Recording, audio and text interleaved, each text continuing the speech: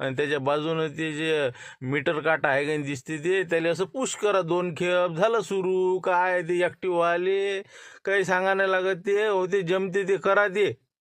ते झाल देतेच वाटतं उद्या येतच नाही. बहुतेक. अरे बा मी काय म्हणतो, तुम्ही काय म्हणे मी बसून द्यायला येतो म्हणे.